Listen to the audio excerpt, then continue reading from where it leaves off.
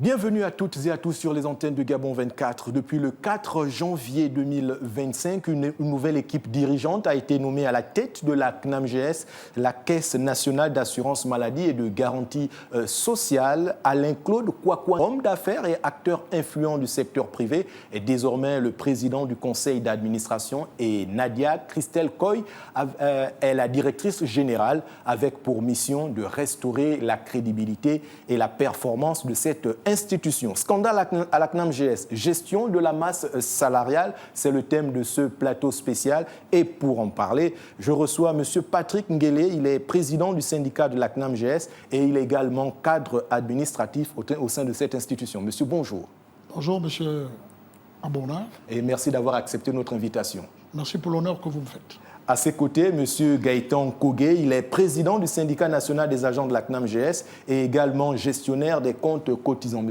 Gaëtan Kogué, bonjour. Bonjour, M. Abourouda. Merci d'avoir accepté notre invitation. Je me tourne partagé. Tout de suite vers vous, M. Patrick Nguélé, pour permettre à ceux qui nous regardent de bien comprendre comment se finance la CNAMGS. La CNAMGS... Les niches de financement de la CNAMGS sont simples. D'abord, il faut que je vous décline respectueusement les fonds. Nous avons le fonds privé, parapublic, qui est financé par les cotisations des travailleurs de ce secteur. Le fonds public, qui est financé par les fonctionnaires. Et le fonds des économies de main faible, qui hier, avant le changement de disposition, était financé par la ROAM de téléphonie mobile, maintenant qui est passé par le financement de la C2S, et l'argent est recouvert par les impôts. L'argent est donc recouvert par les impôts. A-t-on des chiffres quand même? À combien s'élèvent toutes ces niches? Oui, vous pouvez réagir, M. Gaëtan Kogué, n'hésitez pas. Alors, il faut préciser ici, comme indiquait le président Nguélé, ces différents fonds sont financés, pour ceux qui ont du fonds 1, par les entreprises du secteur privé. Le recouvrement, il se fait, il tourne autour de 38 à 40 milliards l'année, donc environ 10 milliards le trimestre. Pour ce qui est de la C2S, nous n'avons pas le chiffre exact parce que ce n'est pas les services de la CNAMGS qui procèdent à ce recouvrement. C'est par contre les impôts qui recouvrent pour le compte de la CNAMGS la C2S. Et la C2S, pour ceux qui ne comprennent pas, d'accord, il faudrait qu'ils comprennent le mécanisme. Ce sont les actes qui sont faits auprès directement par le consommateur final, donc vous et moi, au niveau des différentes surfaces commerciales, au niveau de la SCG, quand nous allons en pharmacie, il y a un prélèvement qui est fait sur tous nos actes d'achat et de prestation de services. Et donc ces sommes sont collectées par les impôts qui sont directement reversés au niveau du trésor public. Donc pour ce montant au niveau de la C2S, il nous est très difficile de donner exactement le montant parce que nous ne procédons pas au recouvrement direct. Monsieur Gaëtan Kogué, 38 milliards l'année. Quelles sont les charges de la CNAMGS? Écoutez, la CNAMGS qui fait dans l'assurance maladie et la solidarité sociale, vous comprenez que les charges sont les charges liées à la santé. Nous avons les évacuations sanitaires, qui est une grosse charge. Nous avons également tout ce qui est comme actes sanitaires administrés au niveau local, donc les hospitalisations, les pharmacies. Et nous avons également les charges de fonctionnement liées au fonctionnement de la CNAMGS. Et également, vous avez, comme on fait dans la solidarité, les charges liées également au fond de ces différents fonds de solidarité. Justement, le thème qui nous intéresse aujourd'hui, parmi les différentes charges de la CNAMGS, Monsieur Patrick Nguélé, il y a la gestion de la masse salariale. À combien s'élève aujourd'hui la masse salariale de la CNAMGS? Écoutez, d'abord l'effectif du personnel. Nous sommes à près de 754 agents. On a une pléthore des conseillers. Le collège des cadres dirigeants oscille autour de 12. Et le décret 510 qui a été abrogé, qui fixait effectivement le collège des cadres dirigeants, a été abrogé par le décret 76, qui n'a plus pris compte.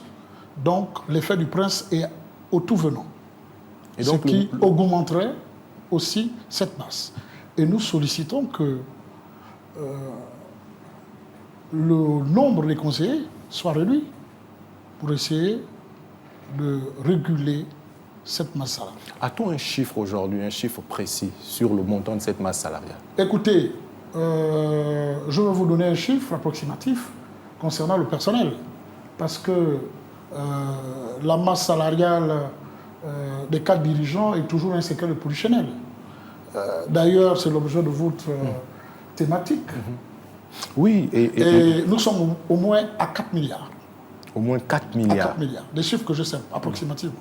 Peut-on savoir à peu près comment elle est répartie, cette masse salariale? Elle est répartie sur les... Nous avons 3 collèges pour le personnel. Le collège d'exécution, le collège des agents de maîtrise et le collège des cadres. Ensuite, vous avez le collège des cadres dirigeants. Ce sont ces entités-là qui bénéficient par palier éventuellement de ça. Monsieur Gaëtan Kogué, je vous vois, vous voulez réagir. Y a-t-il des fonctionnaires à la CNAMGS? Alors, il faudrait que vous compreniez que la CNAMGS, d'accord, est une entité parapublique. Donc, de ce fait, oui, dans ces textes, dans ces statuts, la CNAMGS, le personnel de la CNAMGS est composé du personnel contractuel et des fonctionnaires. Alors, monsieur Patrick Kogué, oui, la CNAMGS est un établissement public à vocation sociale, doté de la personnalité juridique ainsi que l'autonomie de gestion administrative, mais elle est soumise aux règles du droit privé. Donc, vous l'avez dit, effectivement, il y a des fonctionnaires qui y travaillent, sauf qu'on constate que ceux-ci sont doublement rétribués par l'État, d'une part par la fonction publique, d'autre part par l'institution. Quand on regarde un tout petit peu les cadres dirigeants et on regarde un tout petit peu les salaires qui sont octroyés du côté de cette institution, qui fixe les salaires? Comment les salaires? Quels sont les critères justement d'attribution des salaires des cadres dirigeants de la CNAMGS? Labonneur, vous me donnez l'occasion de poser le premier diagnostic de la CNAMGS. Le premier problème de la CNAMGS, c'est le non-respect des paliers de responsabilité. J'entends dire le conseil d'administration, la direction générale et l'agence comptable. Au niveau de l'agence comptable, ils doivent tous savoir que ce sont des comptables publics. Ils ne sont pas dans le collège des cadres dirigeants. Ça veut dire que déjà, ils ont une énormité de fonctions que leur est donnée par la direction générale de la comptabilité publique. D'accord? Oui. Ce qui se passe, c'est que les directeurs généraux qui se sont succédés... Les directeurs généraux? Les directeurs généraux qui se sont succédés après le professeur Mboutsou étaient soit en intelligence avec le président du conseil d'administration ou bien avec l'agent comptable. Je peux faire des illustrations ici, j'ai des documents. Monsieur Nguélé, lorsque le directeur Anguillet s'en va et que la directrice Chambrier arrive, qu'est-ce qui explique que la masse salariale augmente? Oui, vous voulez réagir? Oui.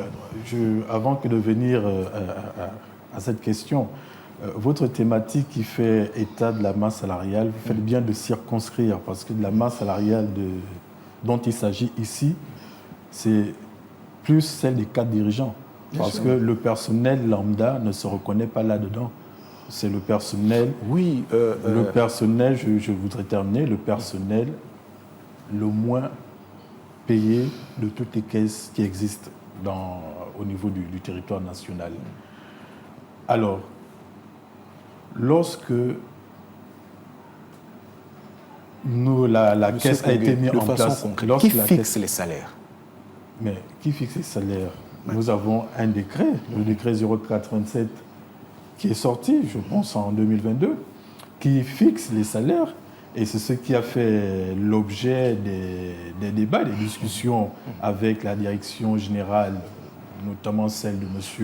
Séverin Anguillet, qui n'avait pas respecté ce décret. Et ils ont eu, au niveau du conseil d'administration, une sorte d'arrangement entre copains. Et cela s'est soldé par une convocation au niveau de la Cour des comptes, qui a tapé du poing sur la table et a demandé à ce que les sommes qui avaient été perçues indûment soient remboursées. Donc il y a un décret qui fixe les salaires, le plafonnement des salaires. Qui fixe le plafonnement des salaires, mais comme vous le dites, en réalité, ce plafonnement a été dépassé. C'est bien cela. Monsieur Abonneur, vous savez, le législateur fixe les règles. Mon collègue a bien fait allusion du décret 087 qui fixe les salaires par domaine d'activité. Pour le cas de la CNAMGS, le président du conseil d'administration, l'intervalle qui est prévu, c'est entre 1,5 million et 3 millions. À la vérité, ça se respectait quand Boutsou était là. Le président du conseil d'administration avait 3 millions. Ce qui s'est passé, c'est que le président du conseil d'administration, à l'époque Anguillet, et lui-même Anguillet, ont changé, ont bidouillé le procès verbal pour passer leur salaire au double. C'est-à-dire, le président du conseil d'administration, 6 millions, le directeur général, 15 millions, le directeur administratif et financier, 7 millions, les conseillers à 5 millions. C'est cela la vérité. Ce qui représente une charge lourde pour la masse salariale. Monsieur Anguillet, vous l'avez dit, mais véritablement des attributions, des salaires qui pèsent aujourd'hui sur les charges de l'entreprise. Est-ce que la nouvelle équipe dirigeante a l'intention justement de faire baisser ces salaires? Est-ce que ce sont les attentes aujourd'hui des syndicats que vous représentez? D'abord, je voudrais le faire en entendre de mes propos. Remercier le président de la République qui a bien voulu, par le biais de son cabinet, que mon homologue et moi, nous nous mettions devant vos plateaux. Mais le président de la République allait directement faire l'application du décret 76, qui, à son article 5, dispose déjà pour l'élection du président du conseil d'administration, que j'ai vu dans les journaux satiriques en ligne, que relie. C'est l'article, c'est le décret 076 signé par le président à son article 5 qui dit que le président du conseil d'administration est élu par ses pairs, du conseil d'administration. L'article 9, c'est l'appel à candidature. L'appel à candidature qui a été lancé pour la désignation du directeur général. Du directeur général. Son adjoint. Donc vous rassurez ici qu'effectivement il y a eu cet appel à candidature. Il y a eu cet appel à candidature. Qui s'est soldé par la désignation de Mme Koyé. Il y a eu 272 candidats pour le poste de directeur général et de DGA. Monsieur Gaëtan Kogé, je me tourne vers vous pour évoquer un élément dont vous avez fait allusion tout à l'heure quand on revenait sur l'ensemble des charges. Oui, on s'est appesanti sur la masse salariale, mais il y a quand même que les évacuations font partie aussi des charges importantes de la CNAMGS. Qu'est-ce qui favorise justement le poids aujourd'hui de ces évacuations dans les charges de l'institution? Aujourd'hui, nous avons eu le professeur Boutsou, M. Renoualou Akwe, M. Séverin Anguillet, Mme Christine Voie pour m'arrêter casser 4 directeurs généraux. Lors du passage de témoin entre M. Boutsou, professeur Boutsou et M. Alogo, les charges liées aux évacuations sanitaires oscillaient autour de 4 milliards et un peu plus, près de 5 milliards. À la gestion de M. Alogo, ces charges ont augmenté. Elles sont montées environ à 7 milliards.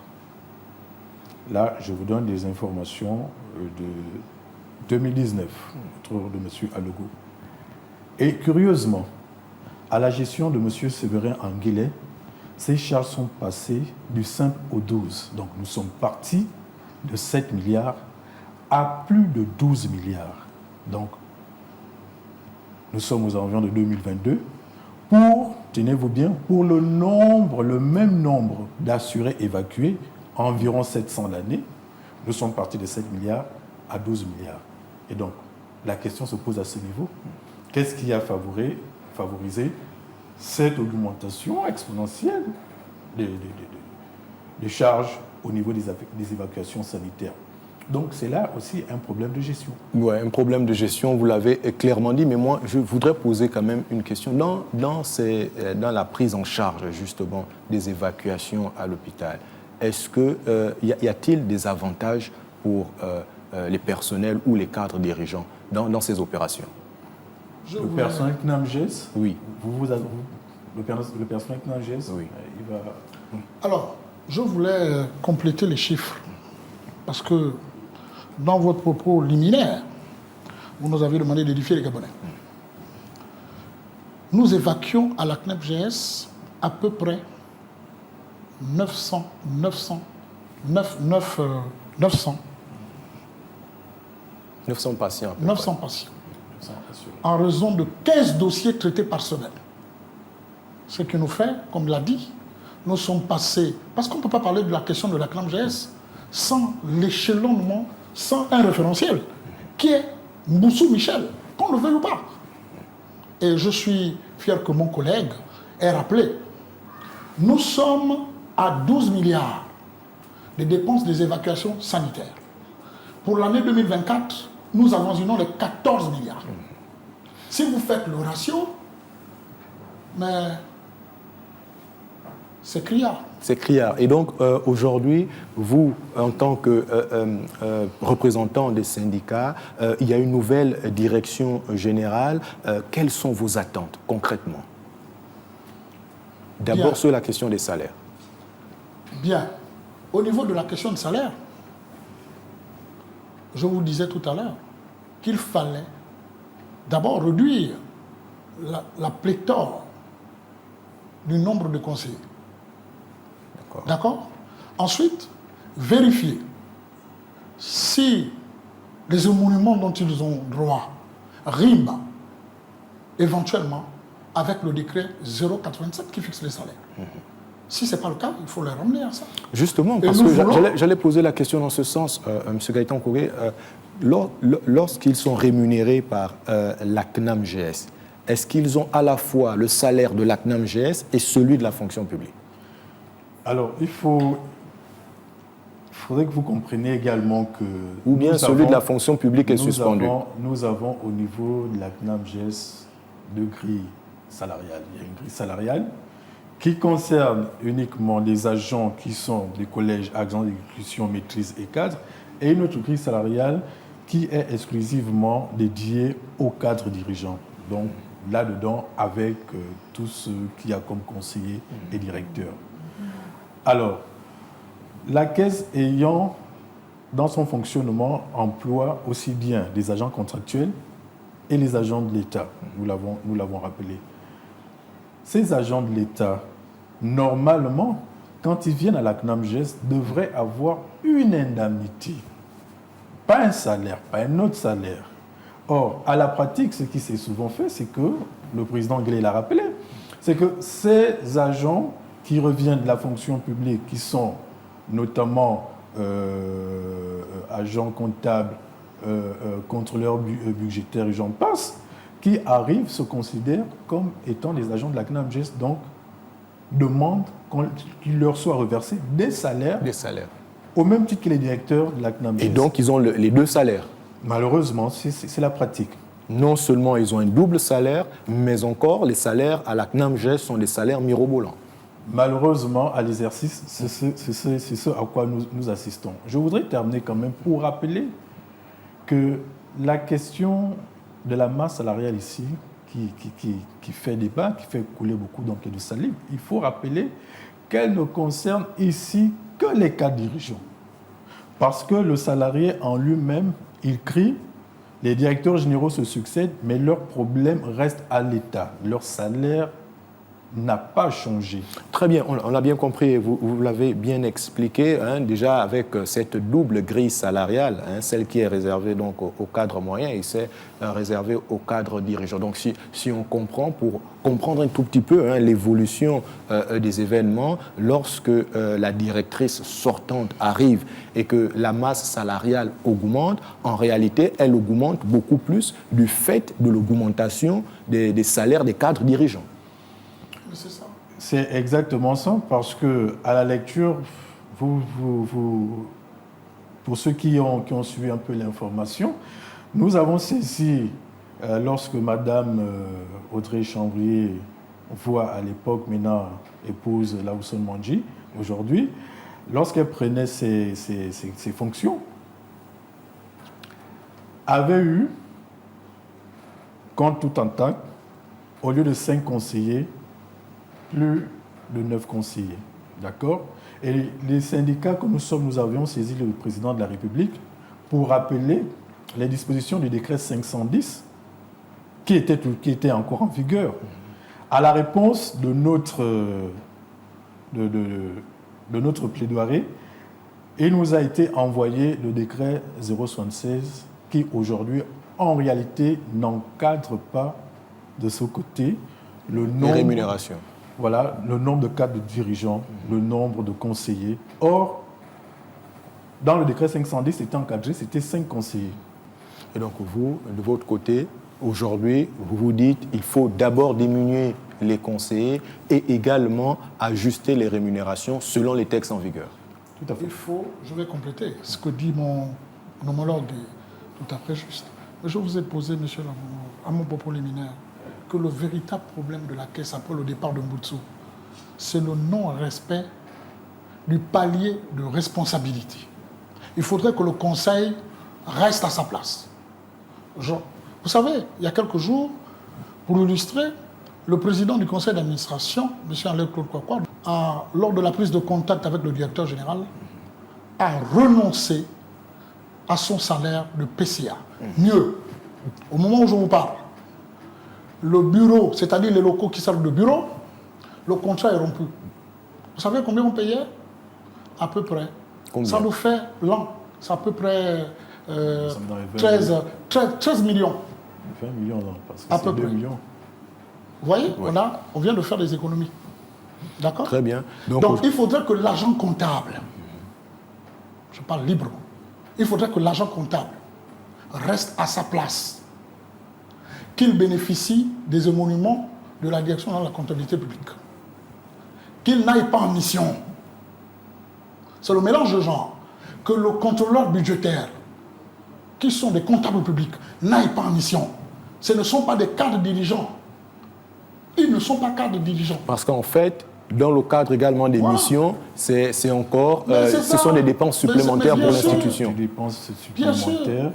Le comptable, l'agent comptable qui est le comptable de la caisse, bon, qu'est-ce qu'il ferait dans une mission de visite des délégations avec le directeur général? Quel est son apport? Quel est son rôle? Des missions, voilà, parfois voilà, exorbitantes. donc, on le rappelle, pour une institution à vocation sociale. Un dernier tour de table, monsieur. Je commence par vous, monsieur Gaëtan Kogué. Que dire aujourd'hui? Quelles attentes, encore une fois de plus, de la nouvelle gestion, de la nouvelle équipe dirigeante? Alors, merci de me donner l'opportunité ici de dire publiquement à mes camarades qui nous regardent que le personnel de la caisse de la CNAMGES a longtemps souffert. Je vous ai cité que nous sommes aujourd'hui depuis M. Moutsou, Mme Nadine Christelle Coy est le 5e directeur général que moi j'ai vu passer. Nous avons vu succéder les directeurs généraux, mais les problèmes des agents sont restés à l'état. Ce n'est pas normal.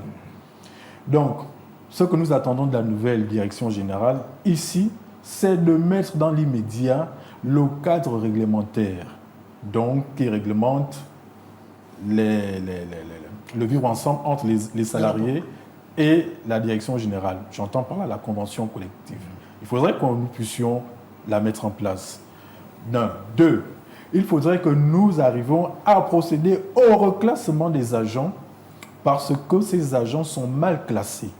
Il n'est pas normal qu'un agent qui rentre en qualité d'agent d'exécution, 15 ans plus tard, soit toujours agent d'exécution. Et lorsque vous parlez aujourd'hui d'une augmentation de masse salariale, malheureusement, les agents qui font le travail pour les assurer ne se retrouvent pas là-dedans. Il ne s'agit pas des agents, c'est des cadres dirigeants. Arriver donc à améliorer également le climat social. Ça passe par ça. Pour améliorer le climat social, ça passe par ça. Il faudrait que la direction générale, aujourd'hui, puisse soigner et le mental de l'agent qui est au sol et la poche de l'agent. Et vous, M. Kogé, écoutez, comment garantir aujourd'hui la satisfaction de la part des pensionnés? C'est votre mot de la fin. Alors, Monsieur Abourneur, je ferai le syncrétisme de votre question. Je voudrais que la FEG, qui a pris les rênes, les responsabilités au niveau du conseil d'administration, vivement facilite les cotisations de ses membres. Et je voudrais sur ce plateau vous dire que sans la FEG, la CNAMGS ne pourra rien faire parce que c'est le secteur qui cotise. Sinon, on mettra la clé sur le paillasson. Que le secteur privé joue également toute sa partition. Et que le président de la République dise aussi qu'on paye la part de l'État. Parce que l'État ne paye pas en temps. Ça pose problème. Que l'État et le secteur privé jouent toutes leurs partitions, qu'ils cotisent donc au sein de la CNAMGS. Merci d'avoir été des nôtres. Je rappelle que je recevais M. Patrick Nguilé, il est président du syndicat de la CNAMGS. Il est aussi cadre administratif. Et M.